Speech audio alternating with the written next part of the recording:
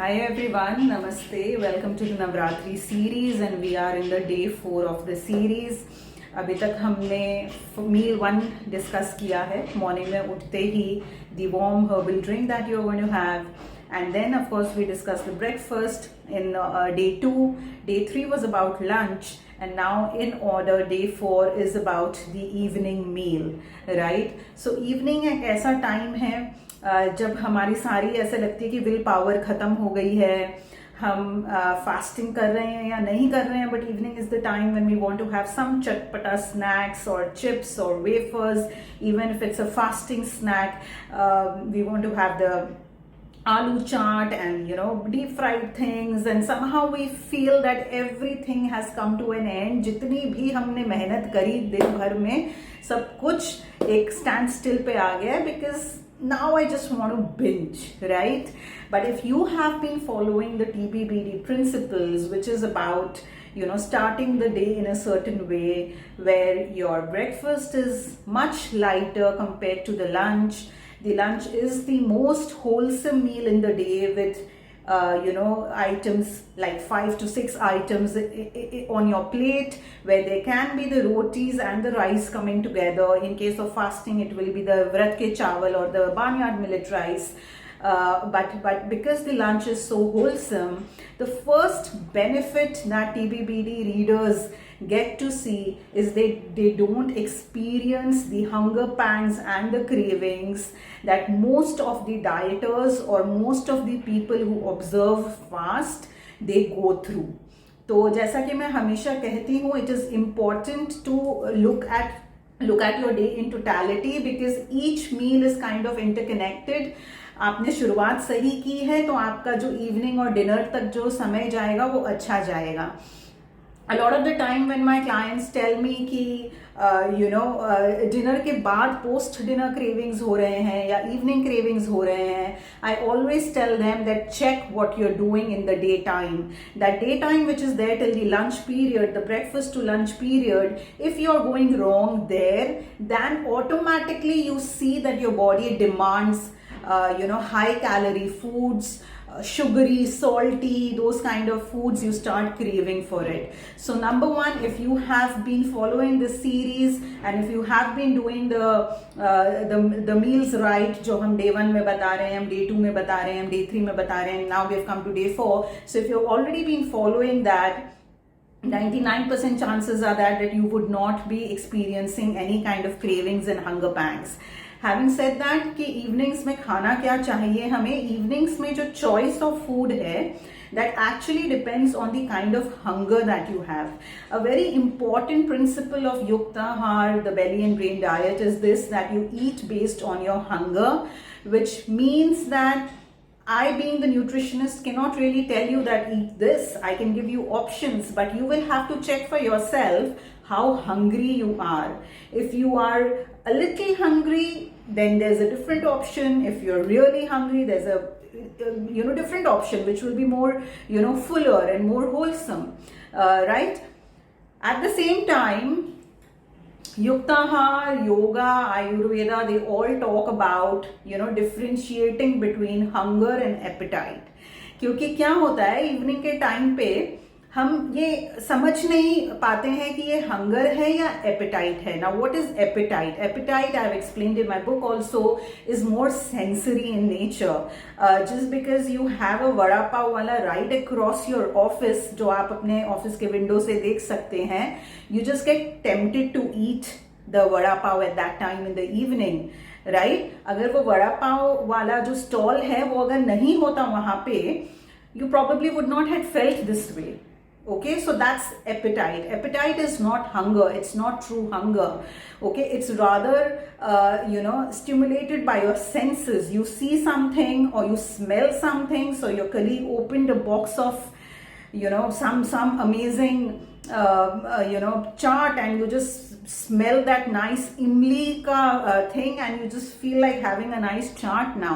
So it's more of stimulated by your senses, not true hunger that is really built up. So the first thing is that trying to analyze if what you're going through is really a true hunger or if it's just an appetite. In Gita, there's a very important term which is explained many times throughout all the 18 chapters, and that's about exercising your Viveka. Okay, Viveka is a Hindi word, but what they mean in Gita is Viveka is your discrimination, your discriminatory nature to know what is real and what is unreal. Okay, and a person can exercise his or her Viveka only when the person is not deluded. Right? If you're not in a very confused state of mind, you would be able to exercise your intellectual power, your intellect, to really understand कि ये जो है, is this a real thing or is it just an illusion? It's just unreal. Right? तो हमारे यहाँ पे right now in this context, what I'm trying to explain is that your appetite is an unreal thing. It's not true. We are talking about the hunger which is true and the appetite which is unreal. For you to exercise your intellect and analyze that, hey, this is not hunger. I'm not really hungry at this time. So should I really go for this kind of a snack at this time or not? For that to happen, you have to be delusion free, and for you to be delusion free, you have to be well nourished.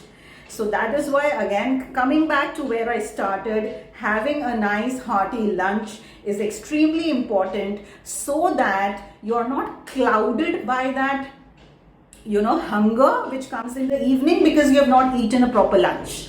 So if you're clouded by that insane hunger, उस समय तो आपके सामने जो सामने हो वो आप खा लेंगे, right? Even if you're fasting, non-fasting, whatever it is, because you're completely clouded by that feeling of hunger so much that you've just lost the power to judge if you should be eating something at this time or not.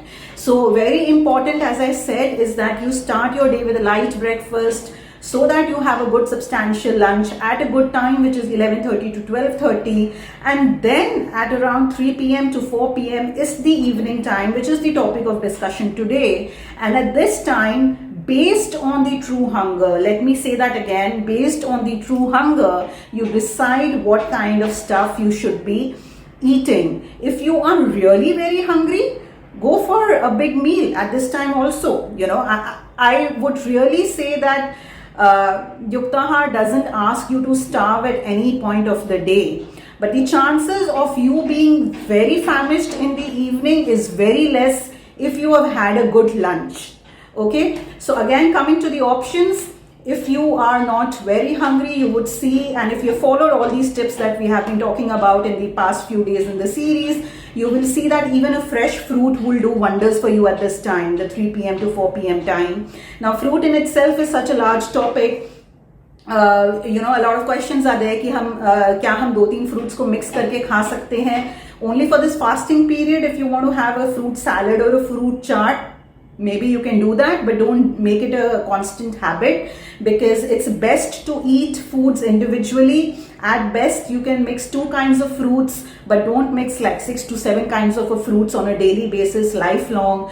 Only for this few days of the fasting, if you want to do that, you're more than welcome. So the other question a lot of people ask me is about fruit milkshake. So can I have fruit milkshake at this time? Okay, now, according to Ayurveda, if you're talking about the dairy milk, you're talking about the cow's milk or the buffalo's milk. So if you're talking about the dairy milk, then fruit and dairy is a very bad combination. So I usually refrain from milkshakes. The only fruit which is still okay with the dairy is banana. So if you want to do that, a banana milkshake, that's completely fine. But if you're going for a nut milk, say an almond milk or a coconut milk, then what does Ayurveda say? Unfortunately, when the time the Ayurveda scriptures were written, which is 5,000 years old, and maybe, शायद उससे भी पहले, nut milk wasn't there, right? Nut milk का existence ही नहीं था. So if you really go by authentic Ayurveda, which is the scriptures, which is the coming from the Vedas itself, which was written many years back, उस समय तो nut milk exist ही नहीं करता था. So this whole question is not valid as to what would Ayurveda say about fruit and nut milk combination, right? So if you're using a nut milk, I would still say that go ahead, there is no problem, because at the end nut milk is actually not milk. We just call it milk because probably it appears like milk. but this is really not a milk coming from a animal, right? So it's a nut milk, and it would not have the same effects physiologically in the body as the dairy milk would. So if it's a fruit and nut milk combination that you're doing and making a milkshake, yes, you can do that.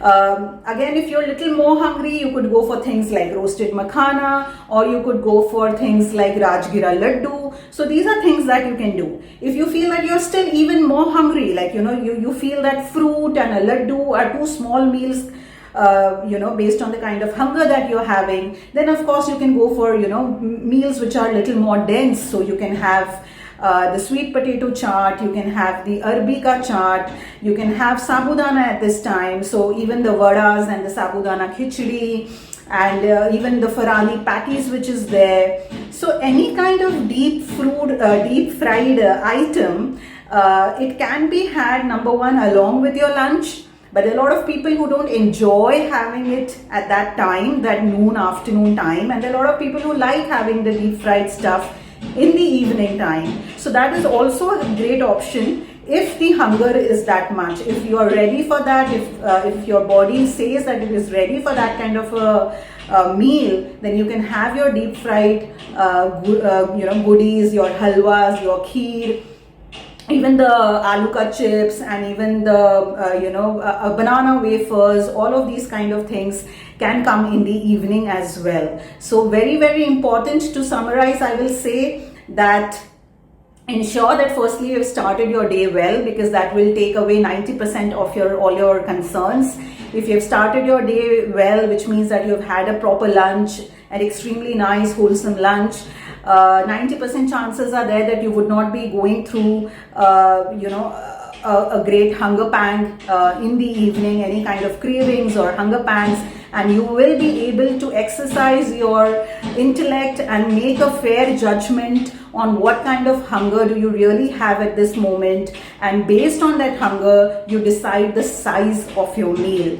The smaller the hunger, you choose lighter meals like fruit, a fruit and a nut milk combination, like a fruit and nut milkshake, or just a laddu, like a rajgira laddu. Or if you feel that the hunger is really more, then feel free without any guilt to go for a bigger meal, which could be ranging from chaat to deep fried pakoras to vadas to wafers and chips. Okay, so I think this should solve a lot of your queries. And do let us know how helpful you find this series. Do let us know if you have any more questions. And tomorrow I'm going to come again, and tomorrow the meal that I'm going to discuss is the dinner. See you tomorrow. Happy Navratri.